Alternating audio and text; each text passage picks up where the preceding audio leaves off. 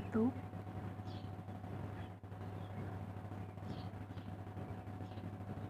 नमस्कार। मेरे YouTube channel में आप सभी का स्वागत है। तो आज मैं आपको एक भक्ति ज्ञान की कथा श्रवण करने जा रही हूँ कि हमें ईश्वर के पास कैसा श्रद्धा विश्वास करना चाहिए।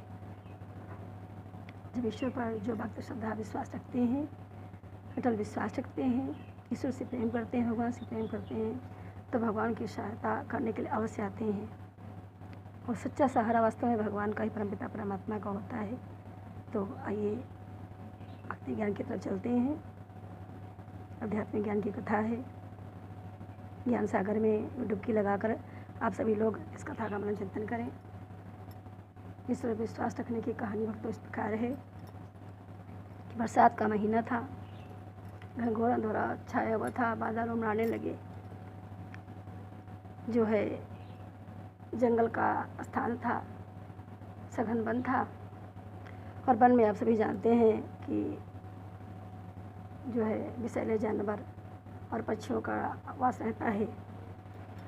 अचानक जो है वर्षा होने लगी, घनघोर अंधेरा छा गया, तो जो पक्षी थे वो मंडराने लगे, अपने स्थान पर अपनी सुरक्षा को जो है खोजने लगे। और उसी सघन वन में जो है एक नीम का पेड़ था, उसी पर जो है बहुत सारे कौवे काव काव करते हुए आए और उस नीम के वृक्ष पर बैठ गए अपनी सुरक्षा करने के लिए। इतने में हल्की हल्की बारिश भी होने लगी, तो और भी जो जंगली पशु पक्षी थे वो सब दौड़ने लगे। एक मैना भी वहाँ पर आ गई और जो है उसी पेड़ पर अपना बसेरा करने की इच्छा करने लगी कि मैं भी यहीं पर बैठकर अपना जो है समय व्यतीत कर लूँगी संकट का। तो जब वो बैठने लगी उस पर, तो जितने कौवे थे भक्तों, वह सब जो है काव काव करने लगे और भी चीखने चिल्लाने लगे और कहा, मैना तू यहाँ कहाँ से आ गई, तो भाग जा यहाँ से, ये हमारा स्थान है, इस पेड़ पर हम ही बैठेंगे। बहुत सारे कौवे थे, सत्ता तो थी ही कौवों के पास में, मैना अक्सर अकेले थी। तो फिर तब भी साहस करके मैना कहने लगी, ऐसा ही पेड़ तो सभी, किसी का डेरा इसमें नहीं है, ये तो सब भगवान का बनाया हुआ है। जितनी भी सृष्टि की और प्राकृतिक चीज़ें हैं, ये सब भगवान की बनाई, परमपिता की, परमात्मा की हैं।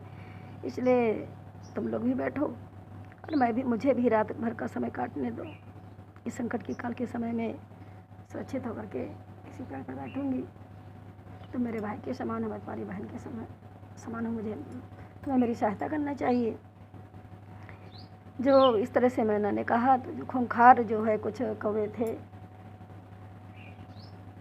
तो वो जो है सभी चोंच को खोल करके और काँव काँव करके तरफ मैना की तरफ झपटे और कहने लगे कि ऐसा है तो भाग जा यहाँ से, मारने के लिए झपटे, अन्यथा हम तुम्हें सभी मार डालेंगे और मार करके खा जाएंगे।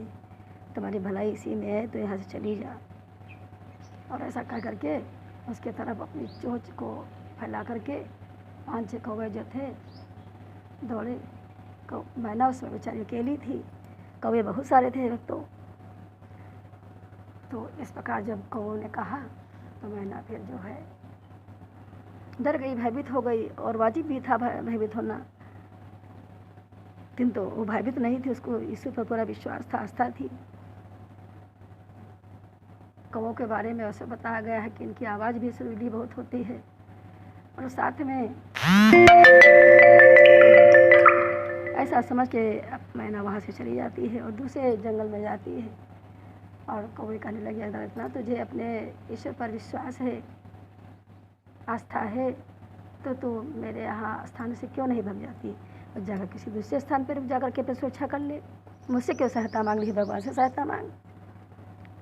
इस प्रकार भगवान में भक्तों आस्था रखते हुए आज मैना वहाँ से चली जाती है और जाकर के एक जो है सघन वन में जाती है, जो वहाँ पर जो है बागवानी लगी हुई थी, आम पल्लों के पेड़ लगे हुए थे। तो उसी आम के वृक्ष पर जाकर बैठ जाती है।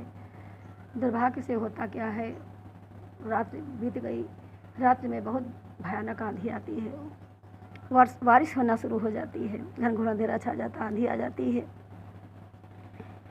और इतना ही नहीं ओले पड़ने लगते हैं। इसमें टहनियाँ टूटने लगती हैं। सभी कौवे जो थे वो ओले पड़ने के कारण, टहनियाँ टूटने के कारण सब आगे करके घायल हो जाते हैं, नीचे गिर जाते हैं, चोट से ग्रसित हो जाते हैं। और मैना जहाँ बैठी हुई थी भगवान का ध्यान कर रही थी, इसे प्रभु पर विश्वास हो रहा था, आस्था थी अपने प्रभु पर, परमपिता परमात्मा पर।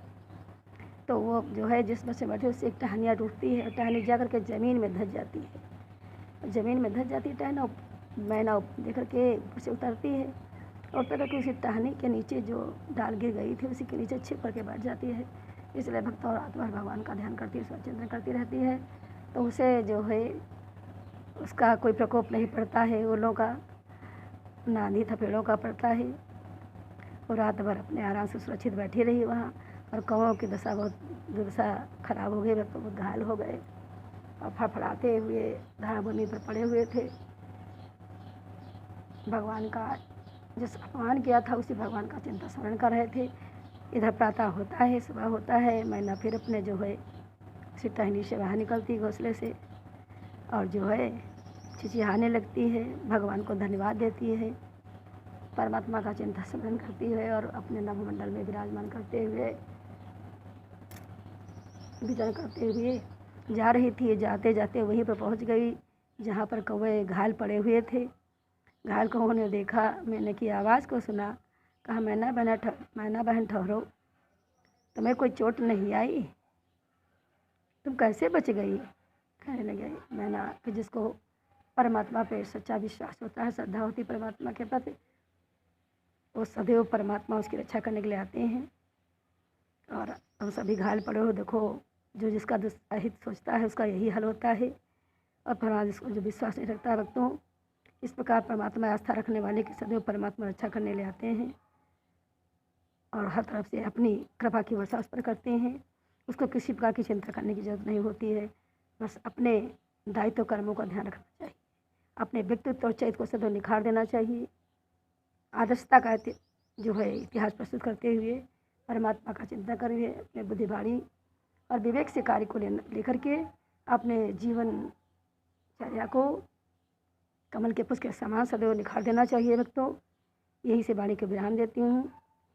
परमात्मा उसके सदैव साथ रहता है। और आपको भक्तों आपकी कथा कैसी लगी? चलते हैं, फिर मिलते हैं एक नई कथा के साथ में। ढेर सारा प्रेम और आशीर्वाद आप सभी को परमात्मा की तरफ से हेल्पी रहें और हेल्थी रहें। इसी तरह से मानव जीवन को अपने लाभ उठाते रहें। सभी से मेरा जय श्री सच्चिदानंद। हरि ओम।